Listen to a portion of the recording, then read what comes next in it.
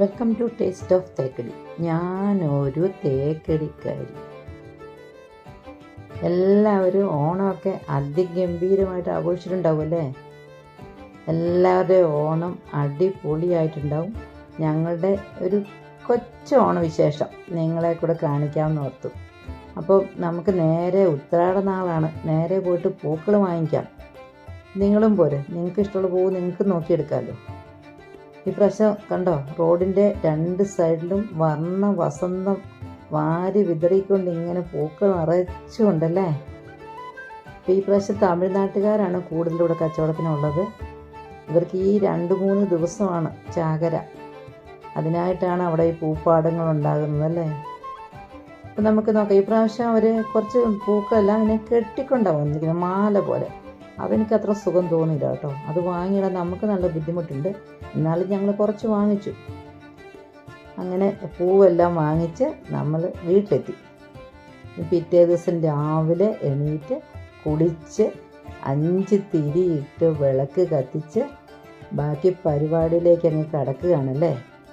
അപ്പം ഭഗവാനെ തൊഴുത് പിറ്റേന്ന് രാവിലെ പൂക്കളിടാൻ വേണ്ടിയിട്ട് അത് ആദ്യം തന്നെ വിളക്കിൻ്റെ താഴെ പൂവിടും. അതിന് ശേഷമാണ്, പണ്ടൊക്കെ മുറ്റത്താണ് പൂവിടുന്നത്. ഇപ്പോൾ അങ്ങനെ മുറ്റത്ത് ഈ മഴയായതുകൊണ്ട് അങ്ങനെ പൂവിടുന്നില്ല, കാരണം മഴയത്ത് മുഴുവൻ ഒഴുകിപ്പോവും. അതുകൊണ്ട് ഞങ്ങൾ തിണ്ണയിലാണ് പൂവിട്ടത്. അപ്പോൾ ഞാൻ രാവിലെ കുളി കഴിഞ്ഞ് വിളക്കെല്ലാം കത്തിച്ചിട്ട് നേരെ കിച്ചണിലേക്ക് പോയി. മോനും കൂടിയാണ് തിണ്ണയിൽ പൂക്കളം ഇടുന്നത്. അപ്പോൾ മോളാണ് പൂക്കളം ഇടുന്നത്. മോൻ വേണ്ട സഹായ ഹസ്തങ്ങളുമായിട്ട് അവിടെയുണ്ട്. അവൻ പൂക്കൾ മുറിച്ച് കൊടുക്കുകയോ ഒക്കെ ചെയ്യുന്നുണ്ട്. ഒരു 2-2.5 മണിക്കൂറോളം പൂവിട്ടുന്നു അവർ. അതിന് ശേഷമാണ് വന്ന് ഭക്ഷണം കഴിച്ചത്. എത്ര തരം പൂക്കളാണല്ലേ, ഏതെല്ലാം കളറ് പൂക്കളാണ്. എന്തൊരു ഭംഗിയാണ് ഓരോ പൂക്കളങ്ങളും കാണാൻ. പണ്ടത്തെ പോലെ നമ്മൾ മുറ്റത്തുനിന്ന് പറിച്ച് അങ്ങനത്തെ പൂക്കളൊന്നും അല്ല ആരും ഇടുന്നത്. എല്ലാവരും ഈ പൂ വാങ്ങി തന്നെ ഇടുന്നത്. ശരിക്കും ഈ പൂക്കളെ കൊണ്ട് ഉപജീവനം കഴിക്കുന്ന എത്ര പേരുണ്ടല്ലേ ഈ ഒരു ഓണത്തിന് മാത്രം. അത് നമ്മളൊന്ന് ചിന്തിക്കേണ്ട കാര്യമല്ലേ. പക്ഷേ പണ്ടത്തെ ആ മുറ്റത്തുനിന്ന് നമ്മുടെ തൊടിയിൽ നിന്നും പറിച്ചിടുന്ന മത്തൻ്റെയും കുമ്പളത്തിൻ്റെയും പൂവിൻ്റെ ഒന്നും ഒരു ഭംഗി ഇന്നത്തെ ഈ പൂക്കൾക്കുണ്ടാവുമോ, കിട്ടുന്നുണ്ടോ എന്നൊരു സംശയമുണ്ട്. എന്നാലും ഒരു ആനച്ചന്തം ഉണ്ടല്ലേ. അപ്പോൾ മോള് പൂക്കളത്തിൻ്റെ പരിപാടി തുടങ്ങിയിട്ടുണ്ട്. ഇതതിൻ്റെ ഫിനിഷിങ് പോയിൻ്റാണ് കേട്ടോ. എങ്ങനെയുണ്ട് ഞങ്ങളുടെ പൂക്കളം? സൂപ്പറായിട്ടില്ലേ? അപ്പോൾ അവരുടെ പൂക്കളം തീർത്തിട്ട് അവിടുന്നുണ്ട്. ഞാൻ നേരെ കിച്ചണിലേക്ക്. അപ്പോൾ ഇന്നലെ രാത്രി തന്നെ ഞങ്ങൾ കഷ്ണങ്ങളെല്ലാം മുറിച്ച് വെച്ചിട്ടുണ്ടായിരുന്നു സദ്യക്കുള്ള. പിന്നെ 2-3 കൂട്ടം കറിയും ഇന്നലെ ഉണ്ടാക്കി. ഇന്നലെ ഞങ്ങൾ ഉണ്ടാക്കിയ കറികൾ പുളിശ്ശേരി, ഇഞ്ചിക്കറി, പിന്നെ പച്ചടി, കുമ്പളങ്ങ പച്ചടി. ഇത് 3ഉം ഇന്നലെ തന്നെ വെച്ചിട്ടുണ്ടായിരുന്നു കേട്ടോ. അപ്പോൾ ബാക്കി കഷ്ണങ്ങളെല്ലാം മോള് ഇരുന്ന് മുറിച്ച് ഒന്ന് ജസ്റ്റ് കഴുകി ഓരോ കവറിലാക്കി ഫ്രിഡ്ജിൽ വെച്ചു. ഇതാകുമ്പോൾ രാവിലെ പണി എളുപ്പമുണ്ട്. അല്ലെങ്കിൽ ഒത്തിരി താമസിക്കും നമ്മളുടെ സദ്യ റെഡി ആയിട്ട് വരാനല്ലേ. അല്ല, എങ്ങനെ ആയാലും നമ്മൾ ഈ തിരുവോണ നാളിലും വിഷുവിനൊക്കെ സദ്യ ഉണ്ടാക്കി കഴിക്കുമ്പോൾ സാധാരണ ടൈമിലൊന്നും കഴിക്കാൻ പറ്റില്ല. എങ്ങനെ 2-2:30 ആകും അല്ലേ. അപ്പോൾ അതൊക്കെ തന്നെയാണ് സംഭവിക്കുന്നത്. എന്നാലും കാര്യങ്ങൾ കുറച്ചും കൂടെ എളുപ്പമായിട്ടുണ്ട് ഈ കഷ്ണങ്ങളെല്ലാം മുറിച്ച് വെച്ചിട്ട്. ഞാൻ മുറിച്ച് വെച്ച കഷ്ണങ്ങൾ കാണുമ്പോഴും ഒരു ഭംഗിയില്ലേ. ശരിക്കും ഒരു ഓണത്തിൻ്റെ ഒരു സദ്യയുടെ ഒരു പ്രതീതിയില്ലേ. ഓണത്തിൻ്റെ അന്ന് രാവിലെ എന്തായാലും ഇഡ്ഡലി ഉണ്ടാക്കുള്ളൂ, എളുപ്പമല്ലേ. ഇഡ്ഡലി സാമ്പാറും പിന്നെ പഴനുറുക്കും. ചേട്ടായി എന്നെ സഹായിക്കാനായിട്ട് വന്നിട്ടുണ്ട്. എനിക്ക് തേങ്ങ അകത്ത് ചേർത്ത് തന്ന ചേട്ടനാണ്. ഇത് മത്തങ്ങയും പയറും കൂടെ നമ്മൾ ഓലം വെക്കുകയല്ലേ, അതാണ് കേട്ടോ. പിന്നെ അടുത്തത് ഞാൻ ഫസ്റ്റ് വെച്ചത് അവിയലാണ്. അവിയലിന് വേണ്ട കഷ്ണങ്ങളാണ് ഈ മുറിച്ച് വെച്ചിരിക്കുന്നത്. അവിയലൊക്കെ നമ്മൾ എങ്ങനെ മുറിച്ച് വന്നാലും ഒരുപാട് കഷ്ണങ്ങളുണ്ടാവും. പിന്നെ കൂട്ടുകറി. ഈ കൂട്ടുകറി നമ്മുടെ സദ്യ സ്പെഷ്യൽ കൂട്ടുകറിയാണ്. ഇതിൻ്റെ റെസിപ്പി ഞാൻ ഇതിൻ്റെ ഇടയ്ക്കൊരു വീഡിയോ ഇട്ടിട്ടുണ്ടായിരുന്നു, കാണാത്തവരൊന്ന് കാണണേ. അപ്പോൾ അവിയലായി, കൂട്ടുകറിയായി, നമ്മുടെ ഓലിനായി. ഇനി തേങ്ങ വറുക്കുന്നത് കൂട്ടുകറിക്ക് വേണ്ടിയിട്ടാണ്. അപ്പോൾ അടുപ്പിൽ ബീട്രൂട്ട് പച്ചടി റെഡി ആകുന്നുണ്ട്. അപ്പോഴേക്കും തേങ്ങ വറുത്ത് നമ്മുടെ കൂട്ടുകറി റെഡി ആയിട്ടുണ്ട്. കണ്ടോ, നല്ല കളറൊക്കെ ഉണ്ട്. ഇത് ചെറുപയർ പരിപ്പാണ്, പരിപ്പ് കറി വെക്കണ്ടേ. പിന്നെ ഇത് സ്വീറ്റ് പച്ചടിയാണ് ഇപ്പോൾ റെഡി ആയിക്കൊണ്ടിരിക്കുന്നത്. പൈനാപ്പിളും മുന്തിരിയും കൂടിയാണ്. തേങ്ങ ഇഷ്ടം പോലെ ചിരണ്ടി വെച്ചിട്ടുണ്ട്. എല്ലാ കറിക്കും വേണം, പായസത്തിന് വേണം. അതുകൊണ്ട് തേങ്ങ രാവിലെ തന്നെ ചേട്ടൻ മുഴുവൻ ചിരണ്ടി വെച്ചിട്ടുണ്ട്. ഇനി ആവശ്യത്തിനെടുത്ത് കറിക്കൊക്കെ അരയ്ക്കാം. ഇങ്ങനെ നമുക്ക് ലാവിഷായിട്ട് തേങ്ങ കാണുമ്പോൾ തന്നെ എല്ലായിടത്തും അരയ്ക്കാൻ തോന്നില്ലേ. പഴനുറുക്കിനുള്ള ഏത്തപ്പഴമുണ്ട്, ഉച്ചക്കത്തേനുള്ള ചെറുപഴമുണ്ട്, സദ്യക്ക് വേണ്ടേ, അതും റെഡിയായിട്ടുണ്ട്. അപ്പോഴേക്കും അടുപ്പത്ത് ചോറ് നന്നായി തിളച്ചിട്ടുണ്ടല്ലേ. ഇന്ന് ഞങ്ങളുടെ കുറച്ച് ഫാമിലി ഫ്രണ്ട്സും കൂടി ഉണ്ട്, തിരുവോണമല്ലേ. അപ്പോൾ അതുകൊണ്ട് വലിയ കലത്തിലാണ് വെച്ചത്. ഞാനത് അടുപ്പത്താണ് വെച്ചത്. അടുപ്പത്ത് വേകുന്ന ചോറിൻ്റെ രുചി അതൊന്നും വേറെ തന്നെയാണ്. അപ്പോഴേക്കും നമ്മുടെ കാബേജ് തോരൻ നല്ലപോലെ വെന്തിട്ടുണ്ട്. ഇനി തട്ടിപ്പൊത്തി അങ്ങ് അടച്ചു വെക്കാം. പായസം റെഡി ആവുന്നുണ്ട്. നമ്മുടെ കറികളെല്ലാം തയ്യാറായി കഴിഞ്ഞു. ഇനി പായസം മാത്രമേ ഉള്ളൂ. ഞങ്ങൾക്ക് 3 തരം പായസം ഉണ്ടായിരുന്നത്.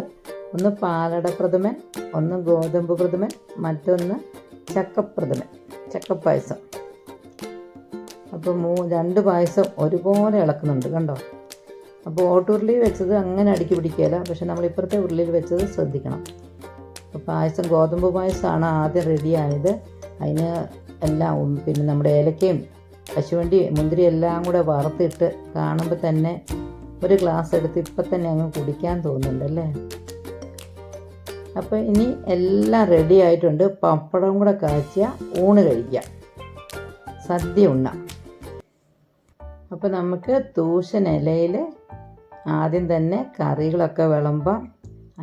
കറികളൊക്കെ വിളമ്പുന്നതിനൊക്കെ ഒരു ക്രമമുണ്ടല്ലേ. നമ്മൾ ഉപ്പ്, പിന്നെ ഉപ്പേരികൾ, പുളിയുള്ള കറികൾ, അങ്ങനെ ആ ഒരു ക്രമത്തിനനുസരിച്ചാണ് സദ്യ വിളമ്പേണ്ടത്. അപ്പോൾ ഏകദേശം അങ്ങനെയൊക്കെ തന്നെയാണ് ഞങ്ങൾ വിളമ്പിയത്. 3 തരം ചിപ്സ് ഉപ്പേരി ഉണ്ടായിരുന്നു.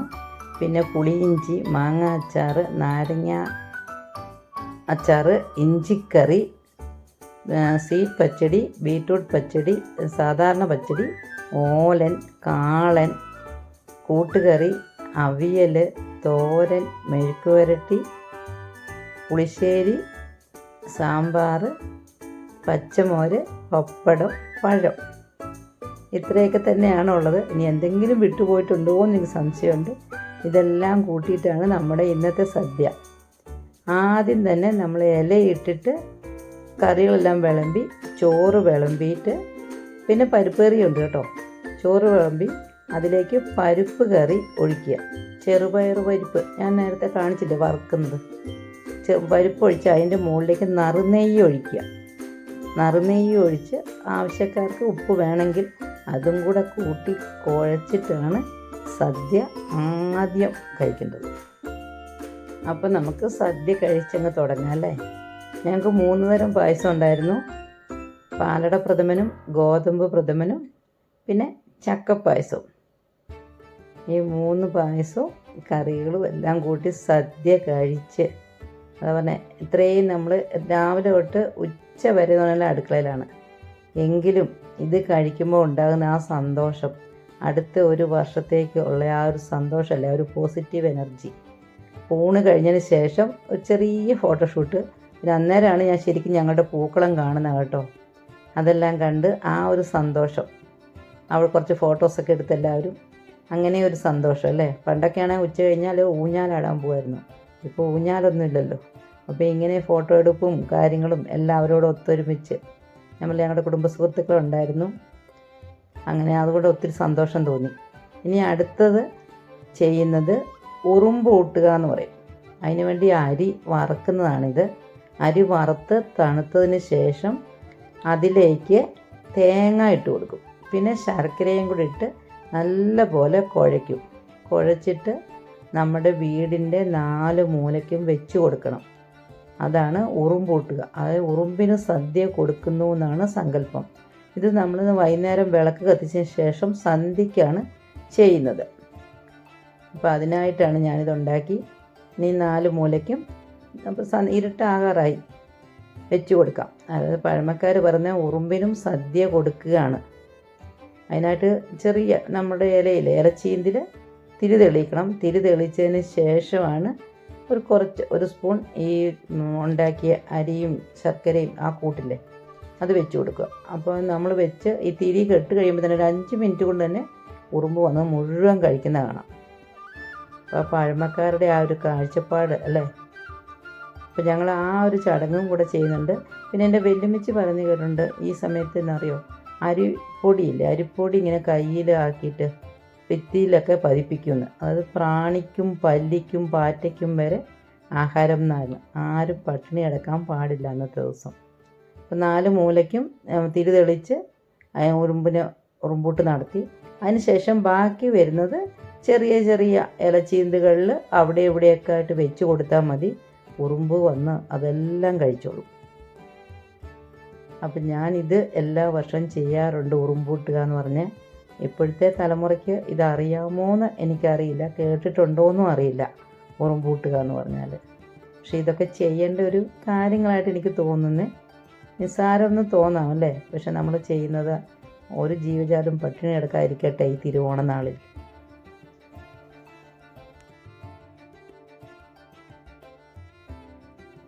അങ്ങനെ ഓണക്കോടി ഉടുത്തും ഓണസദ്യ കഴിച്ചും ഓണപ്പൂക്കളം ഇട്ടും ആഹ്ലാദത്തിൻ്റെ പൊന്നോണം അങ്ങ് കഴിഞ്ഞു. അടുത്ത വർഷവും ഇതുപോലെ തന്നെ ആവണേ എല്ലാവർക്കും എന്ന പ്രാർത്ഥനയോട് കൂടിയിട്ട് ഞങ്ങളുടെ ഈ ചെറിയ ഓണവിശേഷം നിങ്ങൾക്കും കൂടെ ഇഷ്ടമായിട്ടുണ്ടെങ്കിൽ ലൈക്ക് ചെയ്യാനും കമൻറ്റ് ചെയ്യാനും സബ്സ്ക്രൈബ് ചെയ്ത് സപ്പോർട്ട് ചെയ്യാനും മറക്കരുത് കേട്ടോ.